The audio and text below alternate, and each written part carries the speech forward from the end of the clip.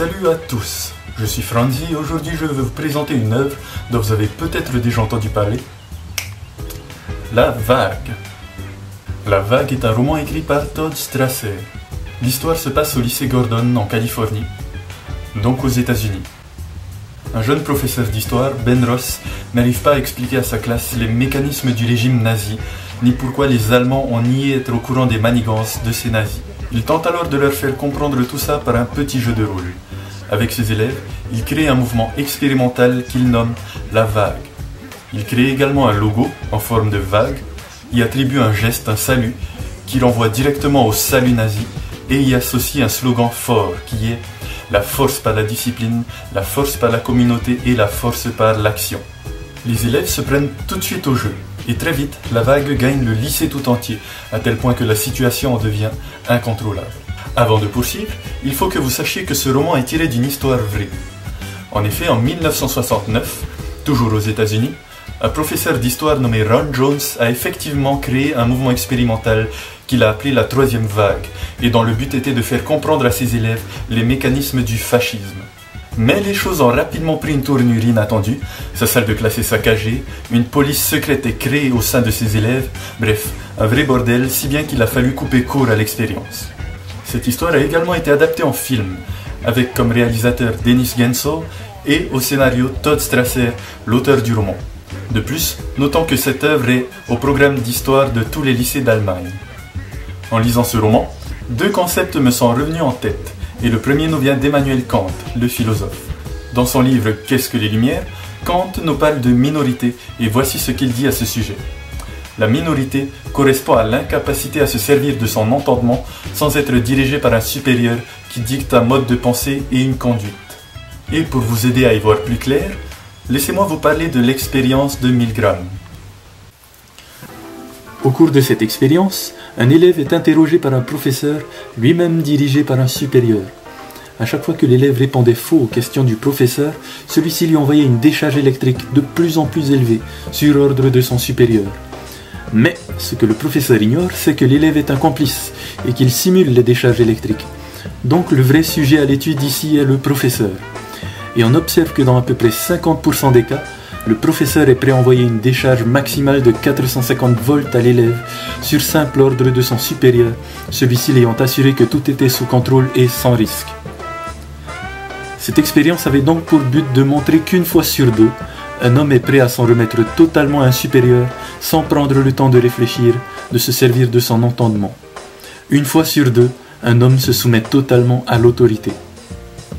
Bon, je vais éviter de trop rentrer dans les détails pour ne pas vous embrouiller, mais retenez simplement cette idée de minorité, car c'est exactement ce qu'on retrouve dans la Vague.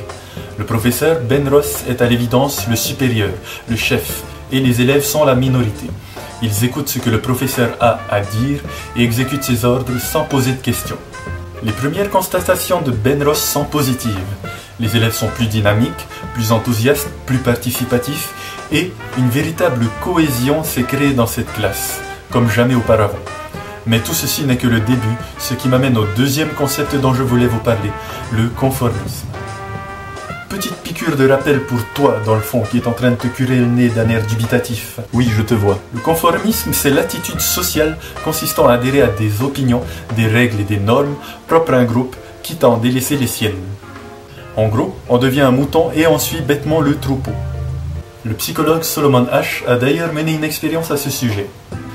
Il a réuni 10 personnes et leur a montré un segment témoin.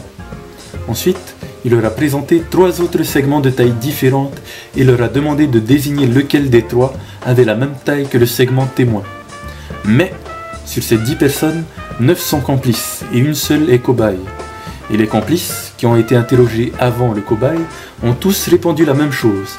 Et dans 34% des cas, on a observé que le cobaye donnait la même réponse, même si elle était complètement fausse. Pourquoi ? Eh bien, comme vous avez dû le deviner, c'est l'effet de masse. Et Solomon Asch nous donne 2 raisons qui expliquent cela. La première est la peur du rejet social.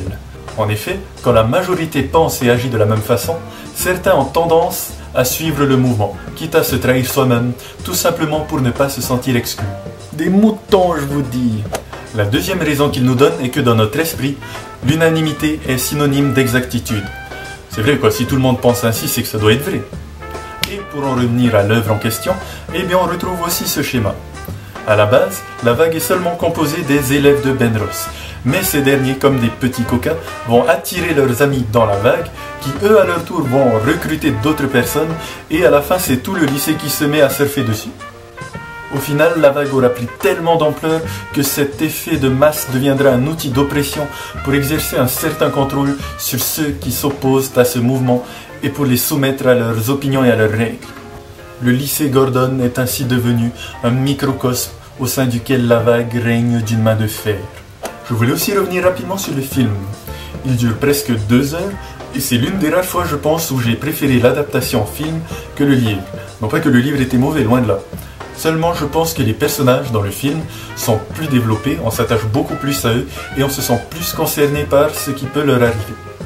Et aussi, l'aspect totalitaire et militaire de la vague est très bien retranscrit. Et le film contient certaines fulgurances visuelles qui feront directement rappeler l'Allemagne nazie. Pour conclure, si vous n'avez jamais entendu parler de la vague, je vous conseille vivement de vous jeter dessus. C'est un très bon livre et un très bon film.